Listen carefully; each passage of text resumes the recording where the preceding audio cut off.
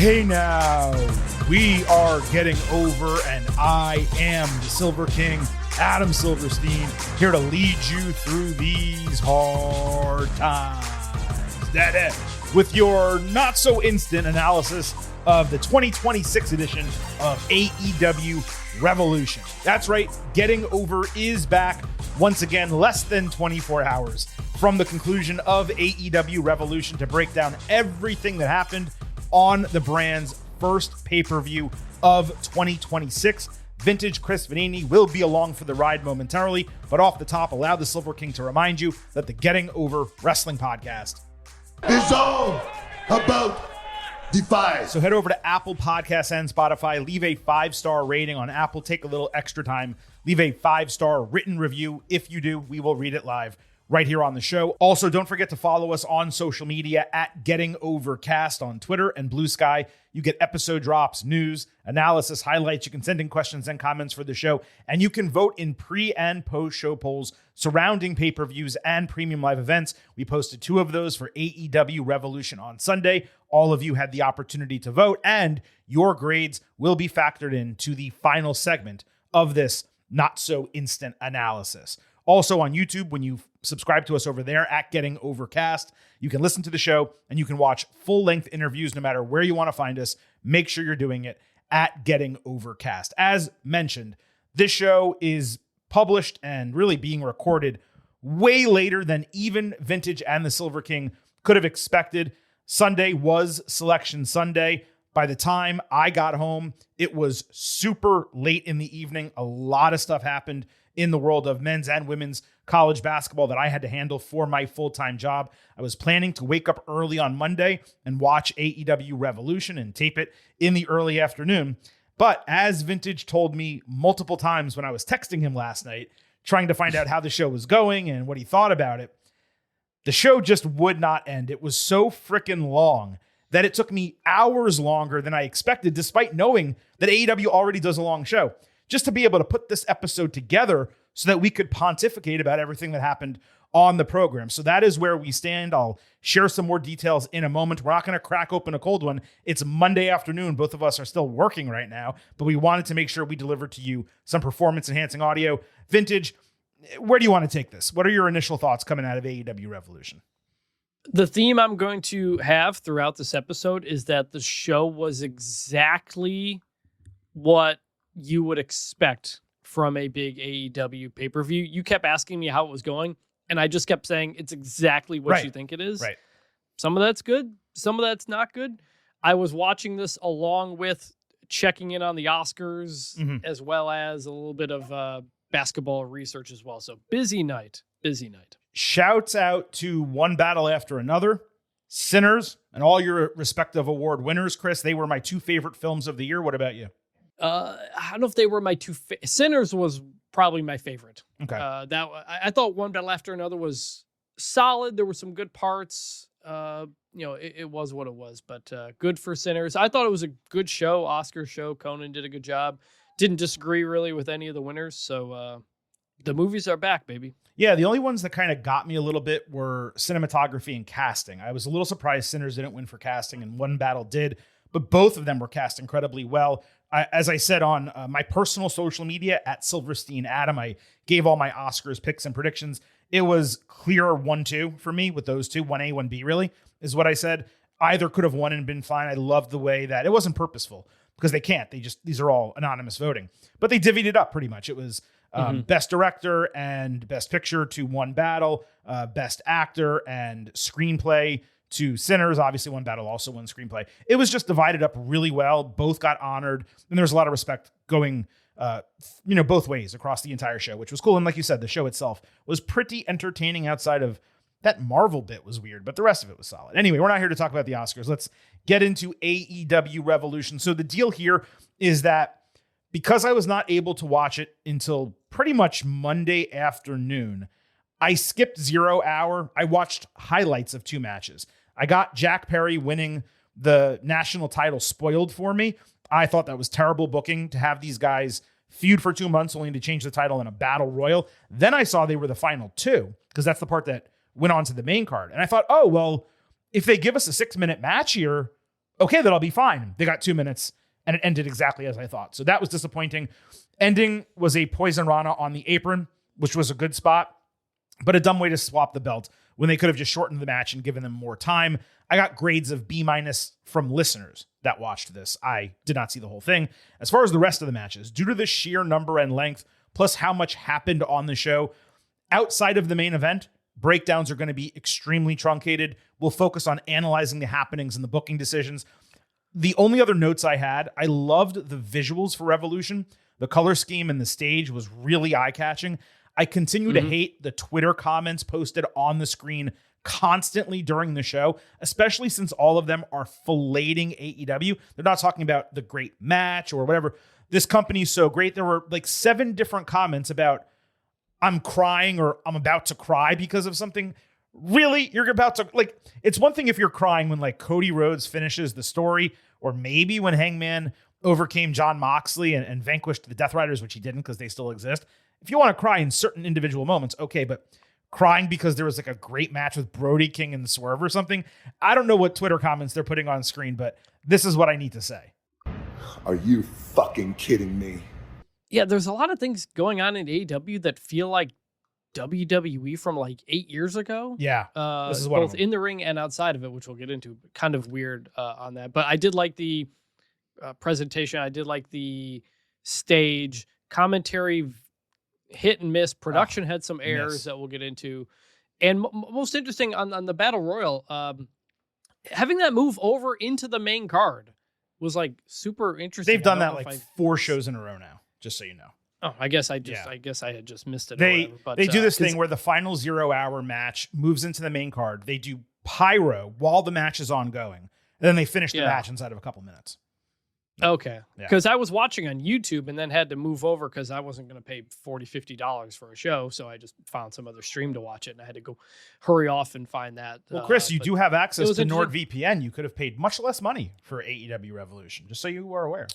I don't know how to do that. We're gonna have to talk about how to figure that out. Well, our sponsorship and our sponsorship is technically now for the WWE shows. It used to be for every show, but I mean, we can mention it at some point, sure. Yeah. I just don't want to pay anything, frankly, but Fair, that is what it is. The other thing, Wayne Brady was at the show. He's like doing something with the Rizzler, I think, but I was like, whoa, how about that? Wayne Brady was there. Ron Funches was there, but he was shown on screen, but not purposefully. It was interesting, is what I'll say. Well, you're in LA. You get some celebrities. It makes sense. AEW also did this really weird thing all show. You had to have noticed this, where they showed fans in these close-up camera angles constantly. And when they did, it wasn't just close up, but it was from the underneath. It was upward.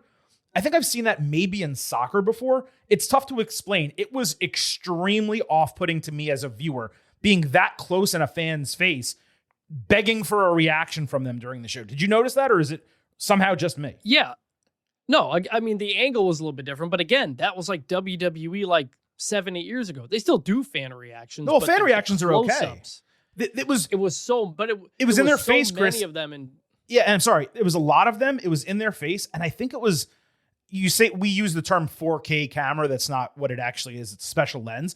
I believe it was with a special lens too, to make it look cinematic, like these people are watching cinema or something like that in the crowd. It was really weird. It bothered me. Yeah, it was just there was so many of them. It was distracting. Yeah, there were so many, especially in the main event, which we're going to get to right now. And I will mention we're going to break down every single match on the card. Like I said, some longer than others. The main event being the only one we're really going to go long on from a breakdown standpoint. We'll analyze what happened, what we expect to happen going forward, if we can pontificate as much, because some of these matches don't really have storylines. But AEW Championship was the main event. MJF defending against Hangman Page in a Texas death match. The gimmick going in was that if Hangman loses, he promises not to challenge for the AEW title again. However, the way it was described on broadcast is that it was stipulated he would not challenge if he loses. Out of contract versus in contract are completely different concepts here. It was not really clarified. Also, the match could only finish via submission or 10 count, no pinfalls. This was the only match, like I said, I did a full breakdown for because A, so much happened, and B, there was so much that happened that was notable in terms of what I know Vintage is going to want to talk about with me. Hangman got a trumpet entrance. MJF got a video package where he pretended to be a cowboy and pissed on Page's grave. He also wore Terry Funk pants, which was probably due to the nature of the match. Hangman gave him paper cuts with a birthday card and stapled it to his chest because, of course, staple gun. MJF broke a glass window saying he wouldn't do indie bullshit, and then he took a bump into it anyway, but he broke it in the ring. If he didn't want it, he would have broken it, ringside or something like that. Then Page dragged his body through the broken glass. I didn't think the glass was fake, but it might have been because he didn't really bleed, at least not from the back or the front. Page cut him open with barbed wire for the 4th Crimson Mask of the night. Then he put the barbed wire in MJF's mouth. MJF grabbed a piece of glass and sliced it across Hangman's forehead before stabbing him with it. The motion he used, because the camera didn't show us, looked like he slit his throat, which frankly, at this point, cannot be too far behind for AEW. That was the second Crimson Mask. MJF swept the glass out of the ring with a big broom, which was not only smart heel stuff, it was my favorite part of the match to that point because it was smart heel stuff. Hangman then broke the broomstick for stabbing purposes. MJF grabbed a fucking syringe, stuck it through Hangman's cheek, sprayed it out of his body, and then kept it stuck there while he continued wrestling. No! I told you that was going to happen. There's only so much they can do. I talked about slitting throat, knives and guns, coming soon to AEW. Hangman did Deadeye into a barbed wire steel chair, another off the apron into a table ringside. Best spot of the match to that point because of the impact. MJF bit an open wound because, of course, and did a tombstone pile driver off the other side of the apron through a table. Another great spot for the exact same reasons. Page then broke 2 halogen rods over MJF, one on the back of his head. MJF rebladed his forehead despite not getting hit there. He got hit in the back. Tony Schiavone wanted Hangman to stab him with the broken glass, said so on commentary. Like the halogen spots, way better and more impactful than just dumping glass in the ring. ECW used to do that all the time. Those things explode. They look great. They did a spot with 50 wood skewers that Page stabbed into MJF's Turkish hair. Then he added a buckshot lariat for a really fast 9.5 count. Referee was trying to mess on him. Hangman then turned into a dog collar match, gave MJF some PTSD from their prior bout. Schiavone said we would remember this match and night forever. Don't think so, Tony. Next to the apron, Hangman set up a table with a big barbed wire board on top of it. But when Page got on the ropes looking like an idiot, MJF tugged him off. PG, brother. Into that danger zone for a 9.5. Then they flew off the stage via belly-to-belly suplex into an explosive rigged table. When it broke, you could see all the charges and wiring, so it kind of ruined the kayfabe of it all. The referee started his count after they were already down for 10 to 15 seconds. MJF back in the ring prevented buckshot lariat with a low blow, did a belt shot. He responded with a low blow, Page did, but MJF prevented a buckshot with a punch and then hung Hangman over the ropes until he passed out. I mean, at that point, why not just keep hanging him until he dies? And he got the 10 count. He bounced off the apron into the cameraman. A blood splatter covered the lens, which was actually awesome. And the referee counted to 10. That was it. MJF celebrated over his stretchered body to end the show. Technically, the biggest problem with this match was they ratcheted up the intensity far too quick with the Crimson Mask, glass, the syringe, where much of what followed was comparatively weak, despite still being legitimately hardcore on its own right.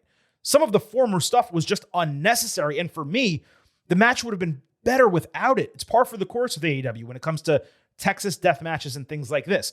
WWE is too safe. AEW is unnecessarily dangerous and stupid, and perfect hardcore wrestling is between those two extremes, like Hell in a Cell with CM Punk and Drew McIntyre, for example. The syringe and staple gun were ridiculously repetitive. I know they were callbacks to other death matches, but they don't really even have impact. You're sticking something through someone's thing. You're spraying all the liquid out the other side. You're not numbing them. You're not doing anything. They don't have impact. The match went 46 minutes. If they cut out 16 and focused on all the good quality, still really hardcore, but not over the top stuff, this would have been an A+ match. It might have also been memorable too, Tony Schiavone.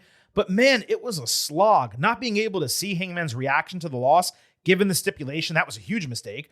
MJF was the right winner. I do expect him to go into All In as the champion against Will Ospreay. That's what we talked about on the Ultimate Preview. I enjoyed the match. I'm just not sure if it was planned. The blood spot on the camera was an awesome way to conclude it. If they planned it, kudos. If they didn't, huge luck because it was awesome. Hangman dying because of his own hubris, that was a nice touch. Not just because of the stipulation, but the finish. He's the one who introduced the dog collar unnecessarily, took 2 big bumps because of it. But we have seen so many hangings in AEW and so many matches finish in similar fashions. It just kind of rang hollow given everything else they had already done. I think even Swerve Strickland and Brody King did a hanging spot earlier in the show, or someone did. AEW has done better Texas death matches, Swerve and Hangman, Mox and Hangman. For me, this does get an A. I'm going to give it 4.5 stars. Like, it was really good hardcore wrestling, but was it memorable? No. Am I ever going to watch it again? Absolutely not. This wasn't even wrestling, like, to me. Like, it's That's just fair. doing stuff for the sake of doing stuff and doing it from the very beginning. Like you said, it didn't even like ramp up into it. We just started with this. And it's not going to be memorable because all of these are just blurring together in the history of AEW. We've seen Darby do this stuff. We've seen Mox do this stuff. We've seen Hangman do this stuff. Now you're just doing a lot of them in one match. It's just like, I don't want to see most of this stuff. I understand certain people do.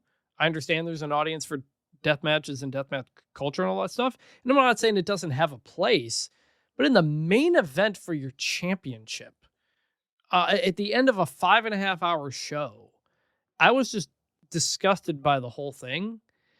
MJF is the right winner, like we said. And I don't know. I hate all of this. And commentary didn't help. Like you said, Tony Schiavone kept saying, we're going to remember this. And I just kept thinking, I'm absolutely not. They got to send Tony Schiavone to a farm upstate. They just got to. They have to. He is a legend, but he just is there to like say the weirdest things. He says early in the match when the glass comes out, he says, if he hits MJF with that, MJF's going to be in a lot of pain.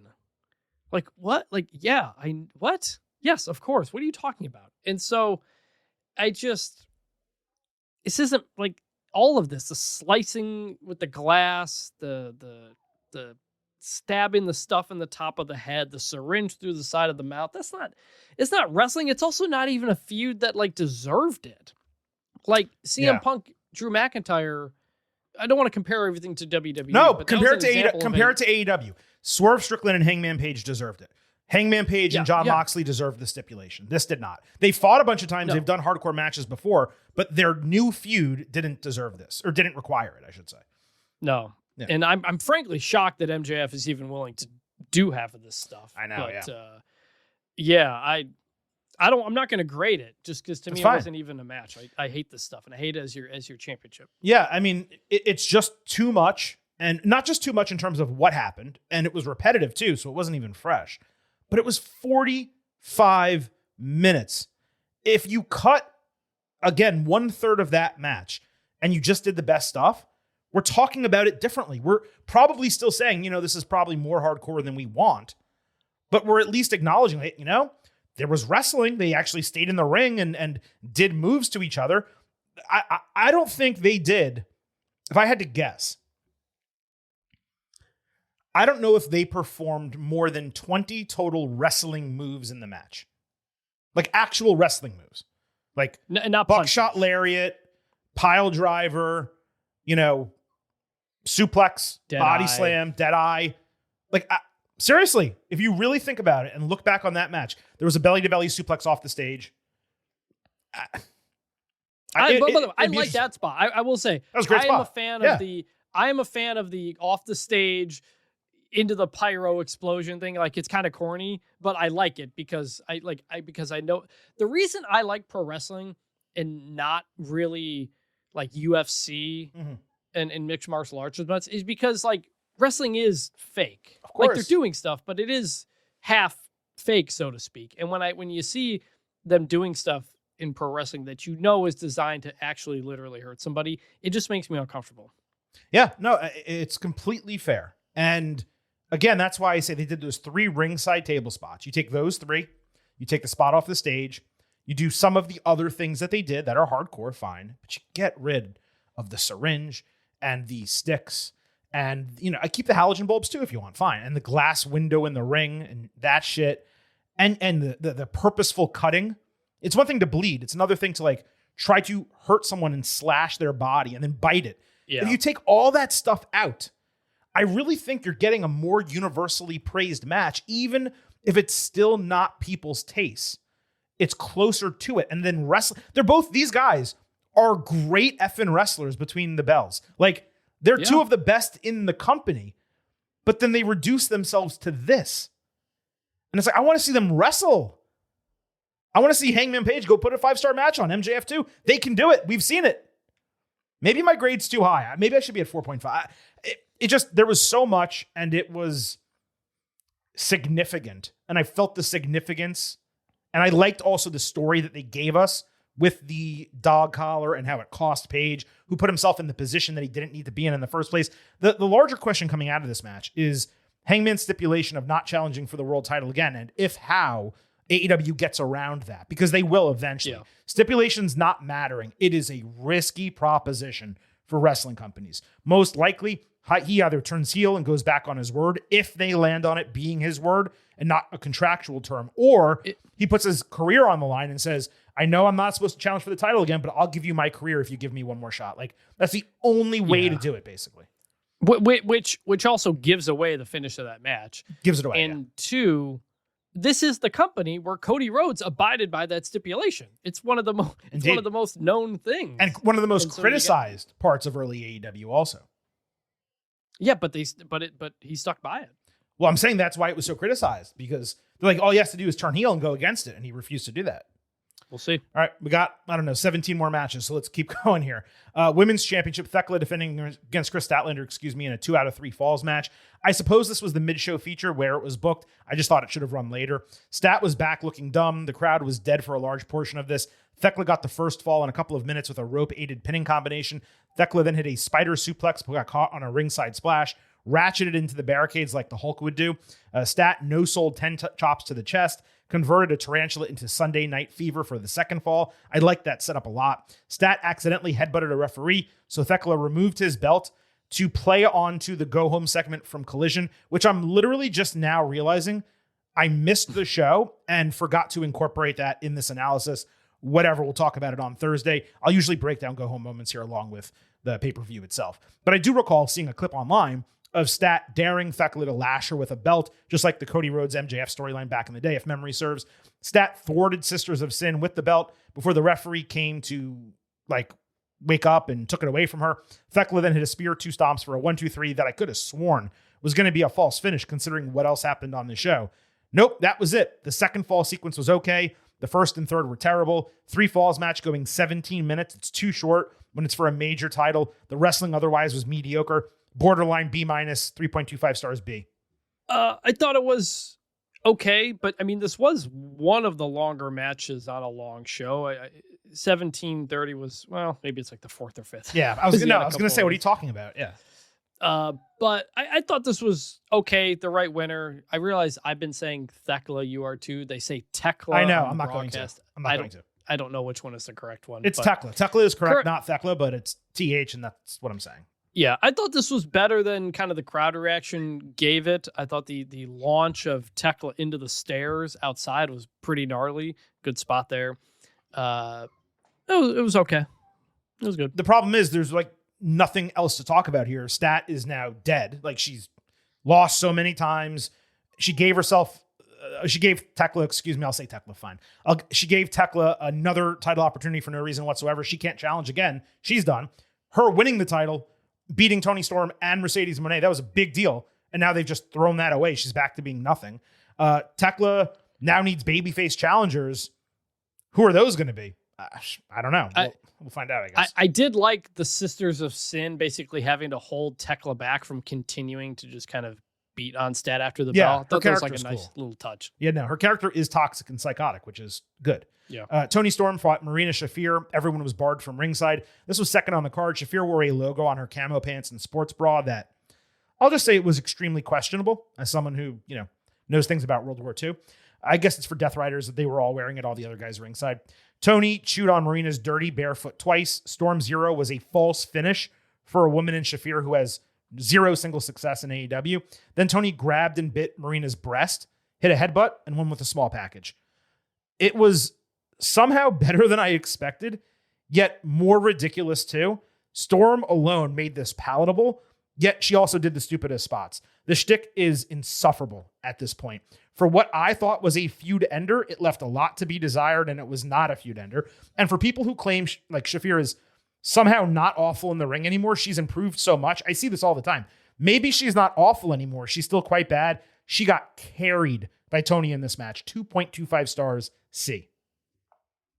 Yeah, I was gonna say I thought she was okay in this. Like Tony did the majority of it, but as somebody who's not watched Marina Shafir wrestle very often, she is notably better, even if it's not great. But this is another thing that was exactly what you would have thought it was going to be, which is Tony wins. She does something, weird and woman on woman stuff in the match, and it was what it was. She won via small package because she bit her breast.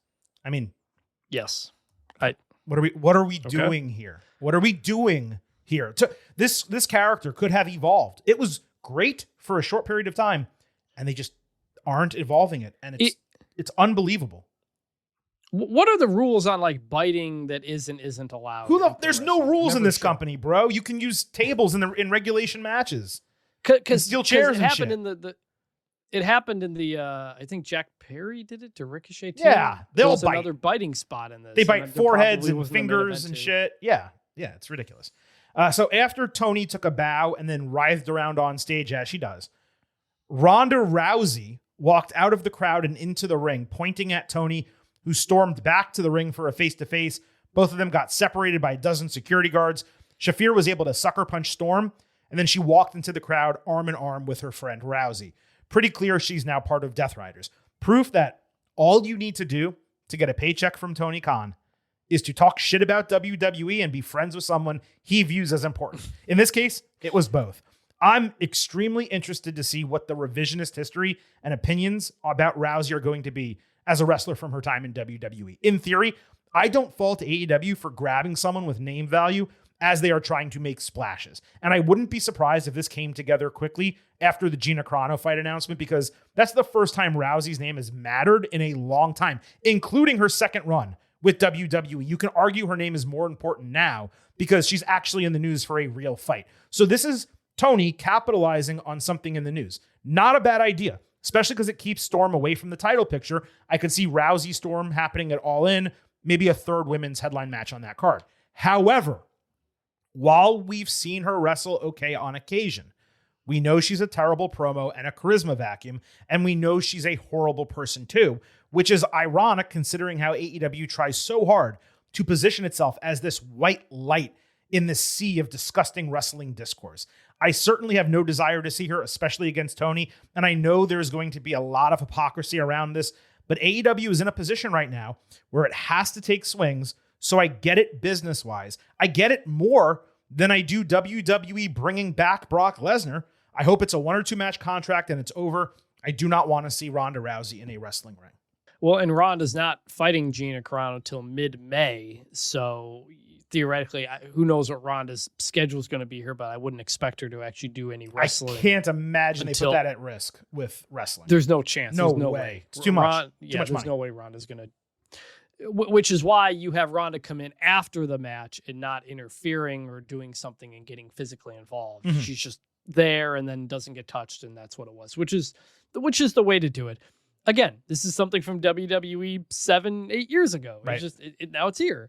Ronda in WWE was a mixed bag. It was a good start, but then very up and down. The wrestling got better by the end, but by the end, nobody cared about her anymore. She just wasn't good on the mic, and when you aren't good on the mic, the wrestling wasn't good enough to carry you there. Mm-hmm. And once Becky got over going into WrestleMania 35 and people were behind Becky, that was pretty much the end of it for Ronda. I mean, she won some championships, had a Charlotte match and this and that, but she was never going to be what they wanted her to be.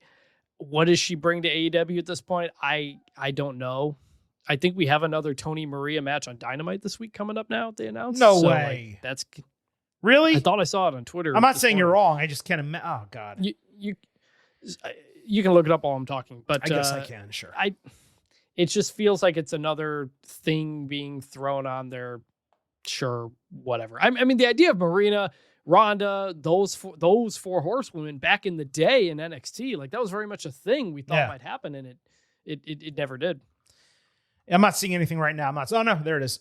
Tony Storm and Marina Shafir. No holds barred. So that's your... And then Darby Allin and Gabe Kidd in a coffin match. The 800th Darby Allin coffin match that we've seen. So I would assume we're going to see Ronda Rousey on Wednesday, is what I would assume. It's in California. She lives there. Yeah. Okay. Yeah. Okay.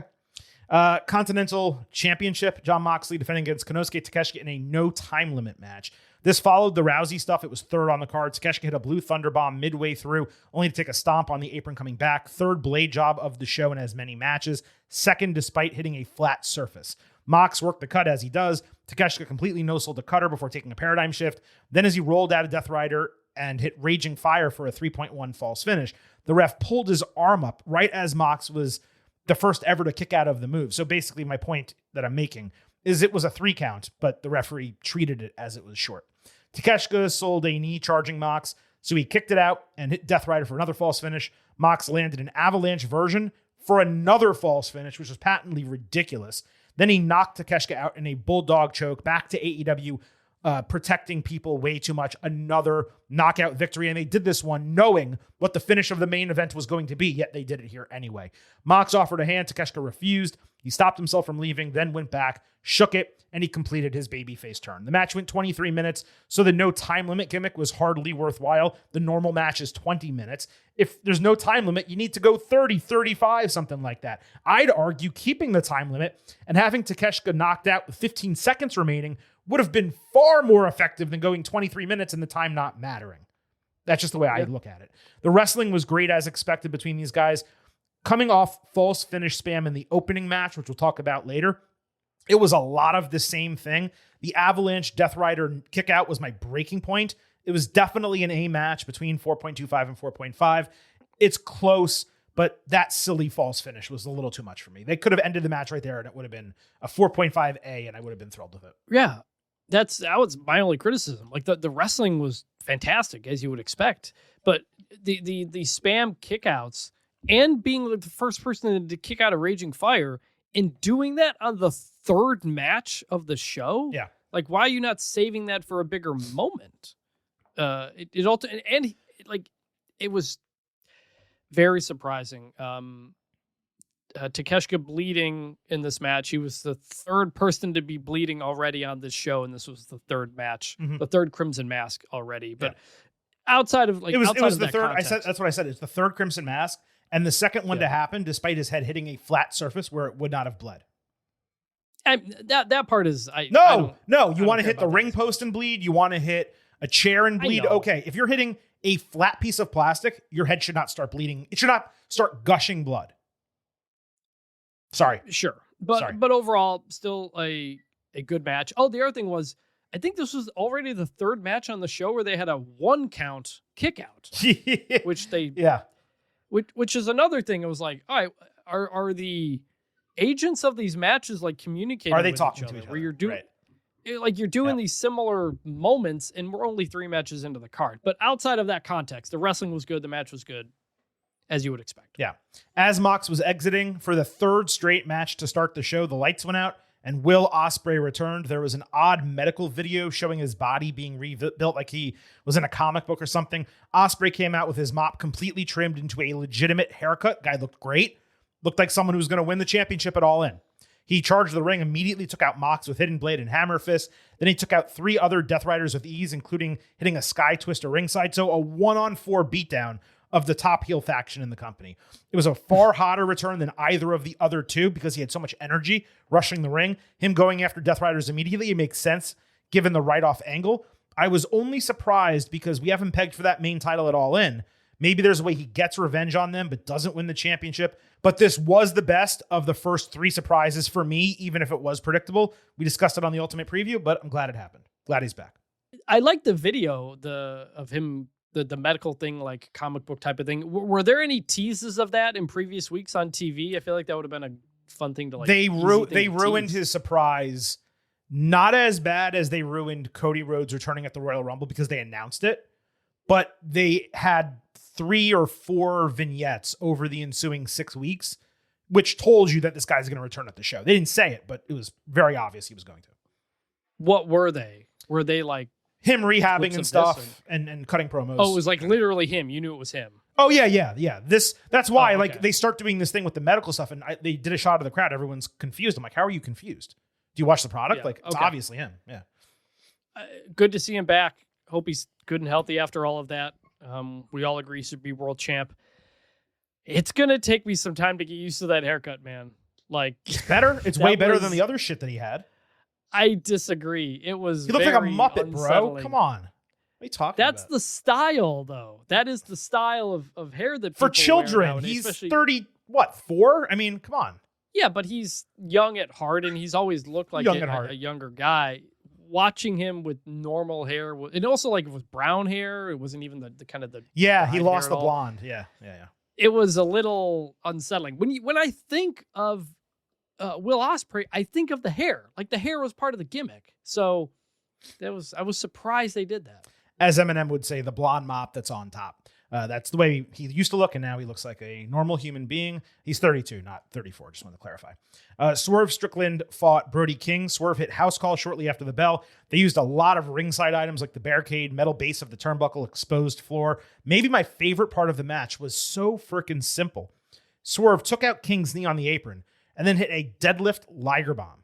Brody avoided getting his head stomped into an exposed turnbuckle. He choked Swerve over the ropes. Again, I'm telling you, this is the third time on the show. Well, the first time, but you get my point. That's becoming repetitive, kind of like Braun Breaker's apron clothesline doing the choke from Brody. Swerve came back with a vertebreaker on the concrete, really well executed for a dangerous move. That got a 9.9 count. Swerve stomp followed. That was an absurd 1 count to the point that you were making. Then King no-sold 2 house calls, only to go down 1, 2, 3 after a third. Really good match. It leaned into the most dangerous man gimmick, but it didn't turn into a bloodletting affair. I'd go so far as to say this match, because they were talking about being the most dangerous man in the company, wasn't dangerous enough, nor was it violent enough because of the way it was built. This was basic in some ways, 4 stars, A-. I liked this more because it fit my preferred style of a match like this than what I think a lot of AEW fans have come to expect. Agree. And this match stood out because it was slower and violent without blood. Mm-hmm. Again, when you're on a show where everybody's got weapons and everybody's bleeding, you stand out more when you don't have that. And I thought these guys executed that very well. It's just hard to have a who's the most dangerous person match on a show with a freaking Texas death match and you're stabbing people with syringes, right? Like it's like 100%. That's why these cards have too much on them, because then none of it hits the way it should. And this hit for me really well, but I think if it could have hit even more if not for the context throughout the rest of the show.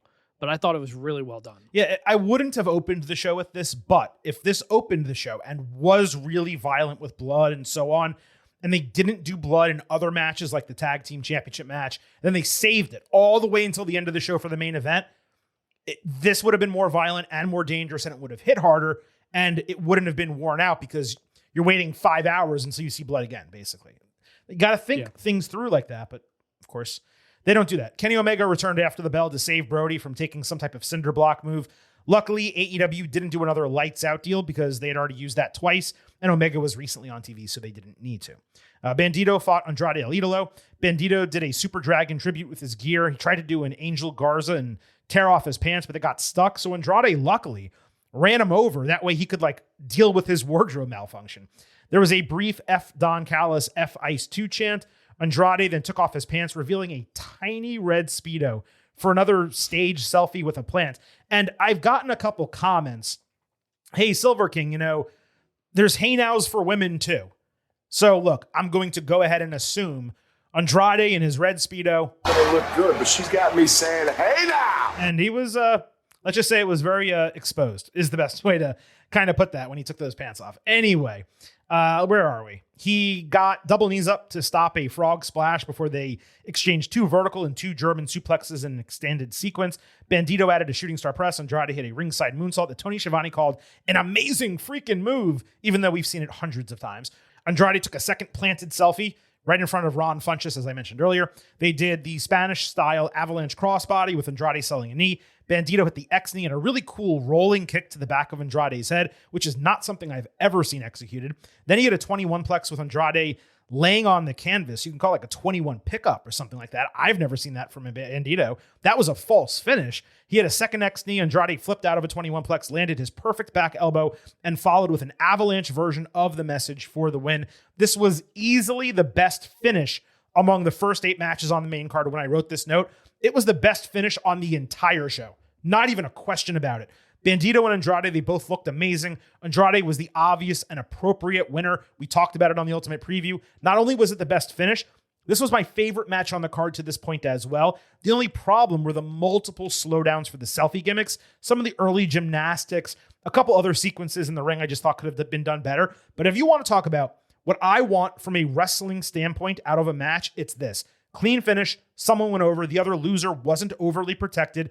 It's interesting to see AEW move so quickly away from Bandito to Andrade, but it's predictable because Khan is a flavor of the month booker and Andrade is the flavor of the month. 4.5 stars, A, solid.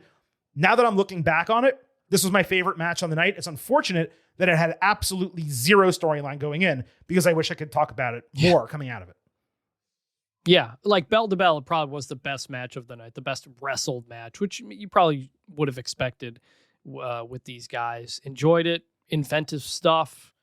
Andrade's character work, I think, is maybe the most interesting it's been in a very, very long time. Like as simple as this, gimmick is with the planted fans and whatnot. Like it's a gimmick. It's something. It works. Like it it's definitely something. works. Yeah. It works. And on that note, you did give the hey now. I mean, do we have to have a title defense here? I think that's a different category of belt, and I don't think that gets defended here on the Getting Over Wrestling podcast. I was doing it for the portion of our audience that would be upset if there was not a hey now. I think it's worthy of a title match, but I would not be changing. You want to make it an intergender title? Is that what you're saying? Well, that's what I'm wondering. Do we do a men's and women's, or are we going to make it intergender? I don't think we have. We actually have not thought about that yet. I don't think you and I have the wherewithal to properly determine the men's championship winners and losers in that category. So it might be better to do intergender then. You want me to ring the bell, man? I'll ring the bell. Hey Now Championship is on the line. Andrade in his red Speedo against, who's the champion? That's right, Jackie Redmond and that incredible dress from Raw 2 weeks ago. I am having Jackie Redmond retain the Hey Now Championship. I am as well. And still, Hey Now champion, Jackie Redmond. I'm so glad we took time out of this program to do that, Chris. Tag team championships were on the line. FTR defending against the Young Bucks. The Bucks came out with their kids for a babyface boost. Nick Jackson took a header into a clearly flat plastic part of a table lid and blatantly bladed literally 2 minutes into the bell of the opening full match on the card. As you said to me when I checked in with you asking how Revolution was going, this was exactly what I would have expected. Dax Harwood later bladed too, so 2 of them in one match. Bucks did a double sharpshooter spot using FTR's Bret Hart tribute and a double suplex over the ropes outside. That's a new spot that has really started being utilized a lot the last few years. It looks great. FTR prevented the driver catching for a shatter machine false finish, then a spike pile driver for a incomplete kind of dusty finish, a 3 count with a foot on the rope. You thought it was over, but it wasn't. Nick took the BTE trigger, 3 consecutive finishers, and then he kicked out at 1.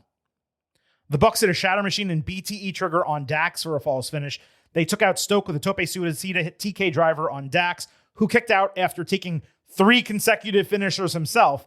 The finish, mercifully, was an avalanche shatter machine, which was excellent. Best move of the entire match.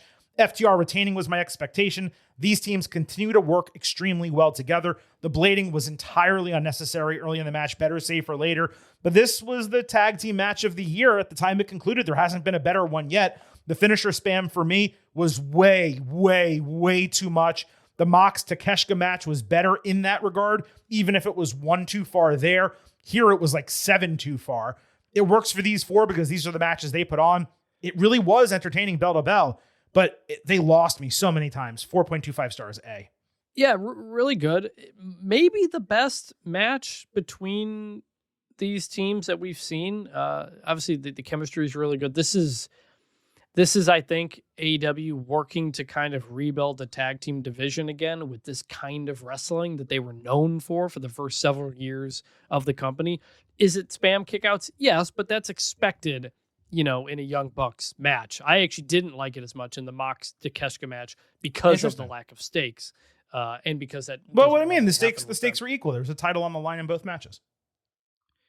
But it's not to be the first person to kick out of Raging Fire. Okay. In that context. And an Avalanche Death Rider also.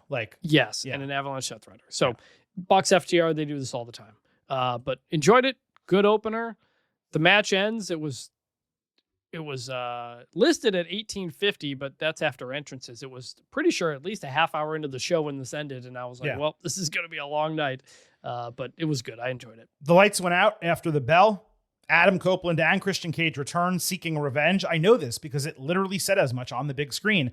And this is what I assumed would happen for months. We talked about it on the Ultimate Preview.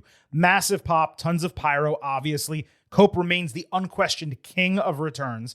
Cage attacked from behind. It did make me laugh that these guys are seeking revenge 7 to 8 months after FTR attacked this guy's wife. That's a long time to be hell-bent on revenge and not show up and get it. They held the titles in the air afterward. The Bucks confronted for a bit. That was it. As we said a long time ago, this was the entire reason FTR was strapped up. So Cope and Cage can get one last massive title win and get a run on top, drop them, and probably retire. A triple threat would be cool. I'd have Cope and Cage win the titles from FTR first, do that at Dynasty in Canada, then have them lose in a triple threat, and that's their final match together. Smart way to open the show, both with one of the best matches on the card and with a huge return. You're always going to pop to see Edge and Metalingus and get the whole 9 yards there. Cage and Cope, or whatever we're calling them, Edge and Christian, good to see it. You did call this on the pre-show. I think I picked the Bucks in this match just because of the localness and the family of it all. I did like the intro video, by the way, with the Young Bucks, like the kids talking over the videos. I thought that was actually really touching, and to have them lose after that was some pretty, I think, ballsy booking to have a lot of heels win a number of these matches. But no, and everything you laid out there about moving forward with the belts makes sense. That's what I imagine they would see. Edge and Christian, one of the greatest tag teams to ever do it. So good to see him back. I have a feeling they're going to do a TLC match with these three teams to try to remake, Hardy Boys and Dudley Boys. And I have a feeling that will be their final match. I could be wrong, but just remember I said it. It would make a lot of sense. Yeah. It would make a lot of sense. It'd be really good. I would look forward to it. Oh, that would be a great match. I'm not trying to poo-poo it. It feels like that's probably, they're doing the Tommaso Ciampa turn on Johnny Gargano with Mark Briscoe on television. I'm quite sure they're going to call back the TLC match with these three teams. Women's Tag Team Championship, Babes of Wrath defending against Megan Bayne and Lena Cross. Willow Nightingale retained the TBS title over Lena on 0 Hour. She won with a backslide, which was really weak. Then she got attacked to sell a shoulder injury going into this match, which is what we expected. Cross hit Starship Pain. That was really impressive in the opener. That's the one highlight I saw. Willow here got double teamed, eating a double choke slam for the title change. For two massive, beefy women to require an injury cell to win a squash match, it was kind of ridiculous, particularly when Harley is there and you can beat her anyway. It was also weak and lackluster for this division to have its first ever champions lose their titles in 5 minutes. 1.75 stars D+. This was the worst match on the show. It's crystal clear the booking is for the Brawling Birds to win these titles at All In because they're British and they're big bads and they're strong, so they're going to beat the shit out of them. That's what's going to happen. Bane and Cross, interesting champions. Not saying they're not, but telegraphed as all hell in a terrible match too. The three shortest matches on this card, not including the Battle Royal, the actual matches, the three shortest matches were the three women's matches. And which is funny because you were countering me saying you thought the 2 out of 3 falls was one of the longest matches of the night, and I told you. Yes, it's one of the shortest. The women's tag, Toni Storm, and the pre-show match here. Those three. Yeah. And then there was the pre-show match is what you were talking about. Okay. Yes. Okay. Sorry. Yes. That's okay. So of the 4 women's matches, 3 of them were the three shortest on the card. It's AEW. Is what I meant to say. Mm-hmm. And that's not good. I understand this was a playoff of what happened in the pre-show. And if you want to say, hey, pretend that's all one match, add the time together, I guess, sure. But still, didn't love it. I don't understand why you do that on the, you have the more important thing kind of happen on the pre-show. To have these titles changed this way was so strange. I did not like that they did this. I'd have rather them just done the TBS title match on Collision. Make it the main event. Give them, 15 minutes, let them go. And then Willow gets injured in the match, but she guts it out and retains. And they go into this show and they have a 10-minute match and they lose. For all the talk about we're the best wrestle, the difference between what WWE's women's division does and is allowed to do is just so far ahead of what AEW does after all these years. It's disappointing. It is. Trios Championships, Kazuchika Okada, Kyle Fletcher, and Mark Davis defended against Jet Speed and Mystico. The faces all wore masks because of Mystico. They also had matching gear despite never teaming before and randomly linking up for a title match with no storyline reason whatsoever. This went as long as the 3 falls in the women's title match that I mentioned. Lots of topes, no tagging. Mystico Okada in the middle. That was cool for a moment, but they didn't really get to wrestle. Knight bit Okada's finger. Speedball had a nice shooting star press and cannonball knee drop off the ropes.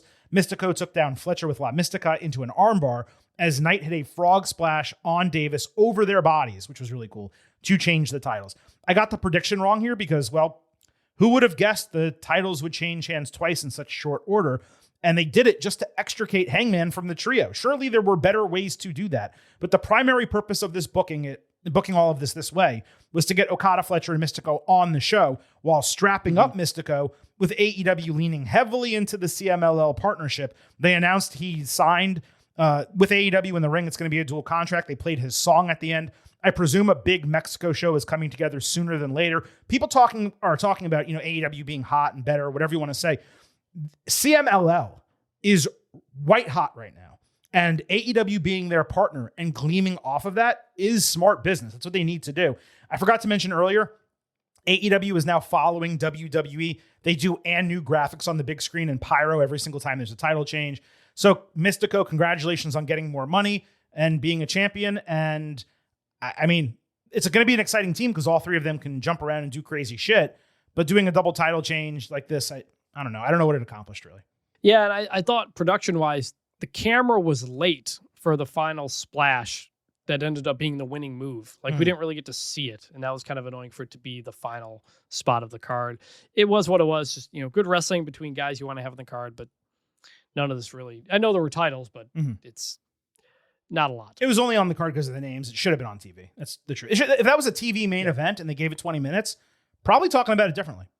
Darby Allin, Orange Cassidy, and Roderick Strong fought the Dogs in a Tornado Trios match. This was a tornado match. The title match wasn't, but it also was a tornado match, basically, just to clarify. Talking about TV matches, this was absolutely a TV match. It did not belong on this card. I presume it was only there because Darby Allin has to be on every show, and the Dogs are 3 of the 27 new signings they've already gotten through the first 2.5 months of 2026. Darby, I also figured this is like not a cool down, but like something to like relax before the main event. Darby got a rope around his neck, stuck in the corner.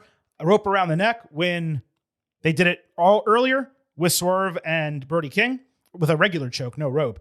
And then they did a chain around the neck with a dog collar in the main event, but they had to do that here also. Orange eventually cut him loose.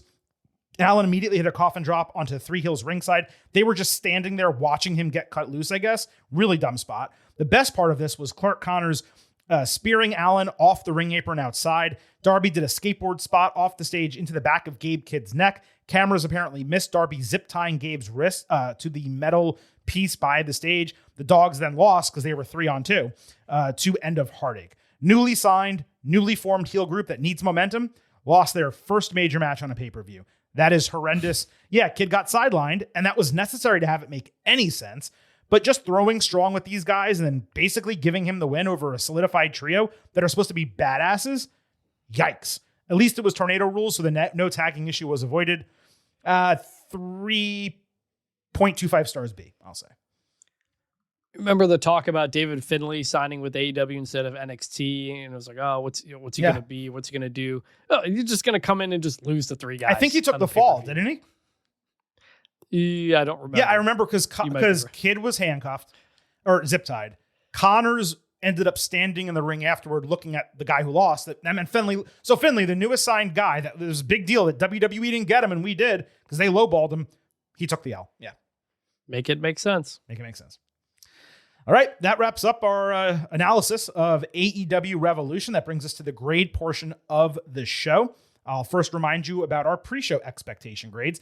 The Silver King came in with an 89 B+ expectation for the show. Vintage came in with an 85 B expectation. All of you are getting overheads. You voted on social media at Getting Overcast.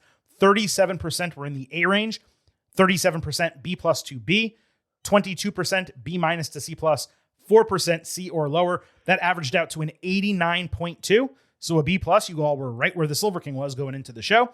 Vintage, what was your final grade for AEW Revolution? I was I think an 85B coming in. You were. And I'm an 85B coming out. It was exactly what I thought it was going to be. There were some winners and losers that were different than what I expected. Ultimately, I feel like it's a show.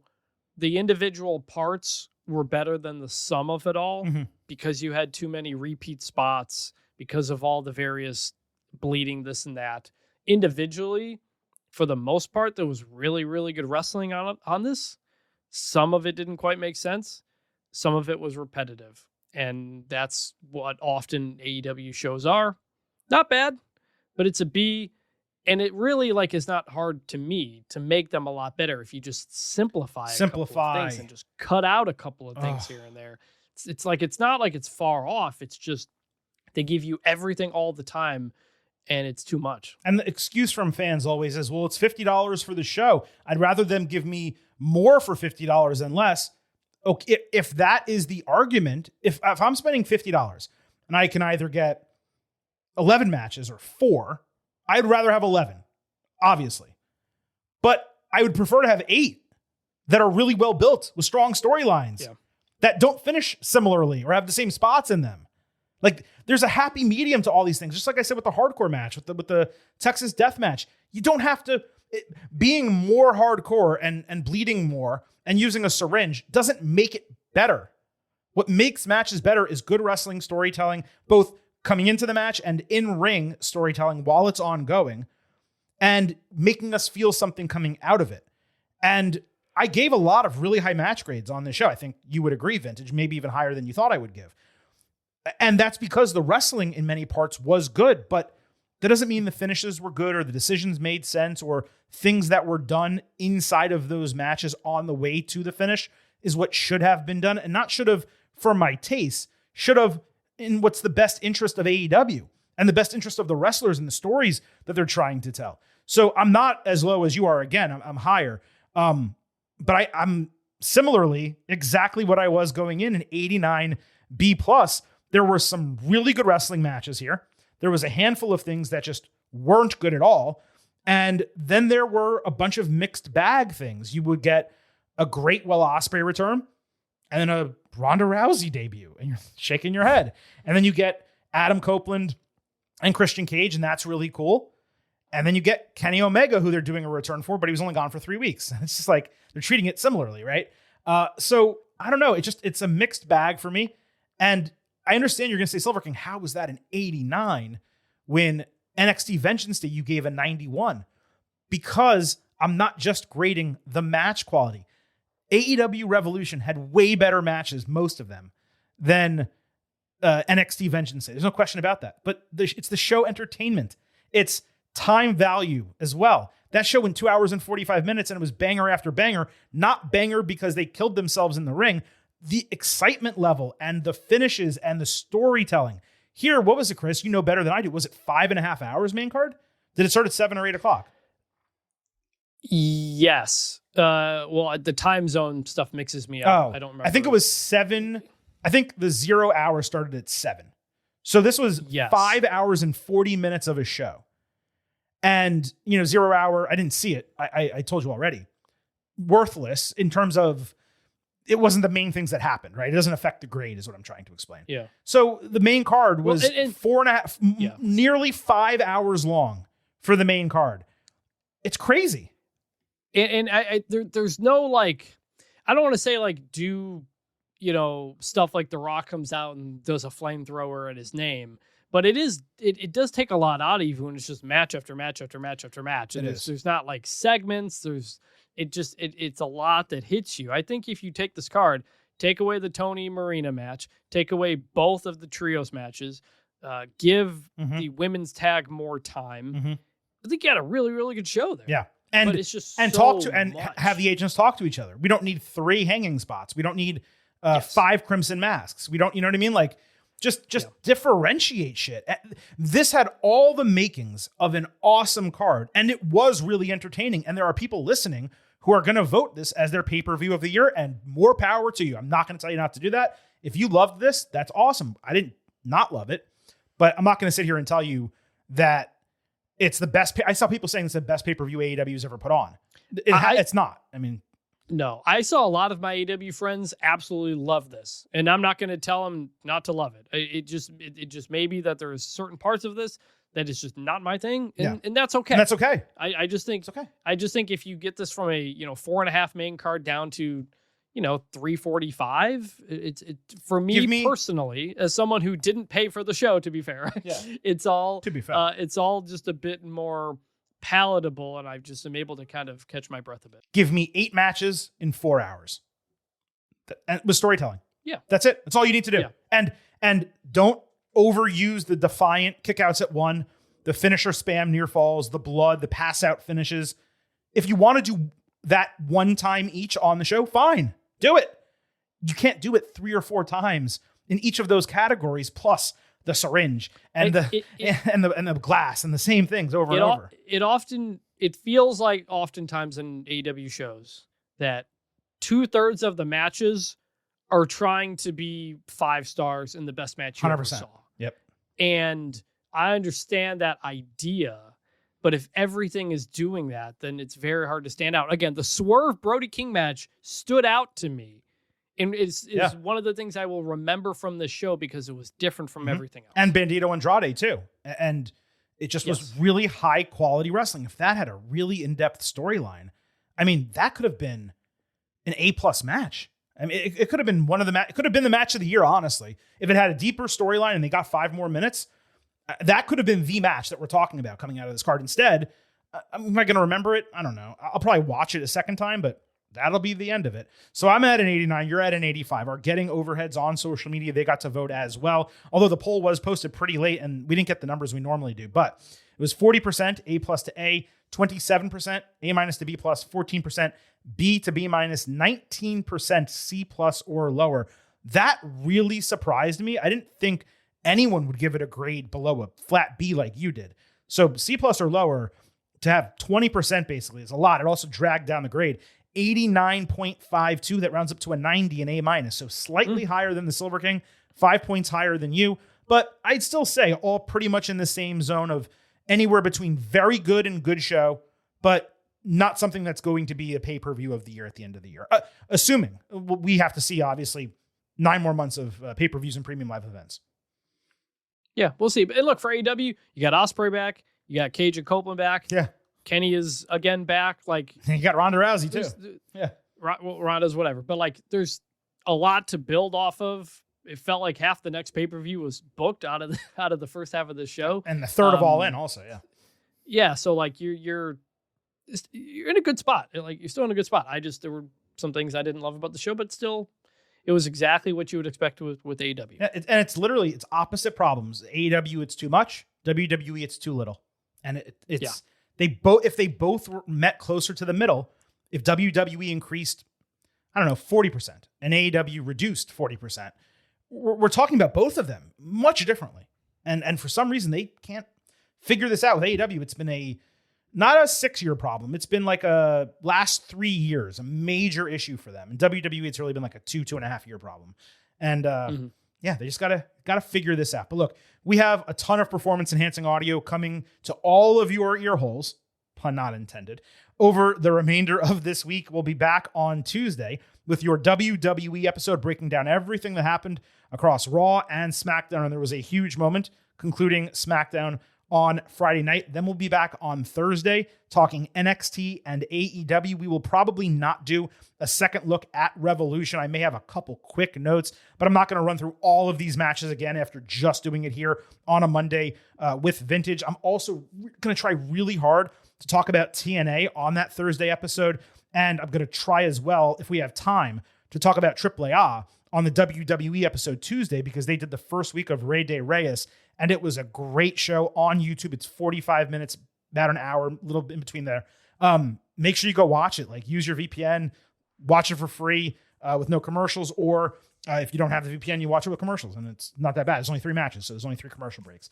Anyway, that wraps up this edition of the Getting Over Wrestling podcast. On the way out, allow me to remind you here at Getting Over, it's all about Defy. So head over to Apple Podcasts and Spotify. Leave that 5-star rating on Apple. Take a little extra time. Leave a 5-star written review.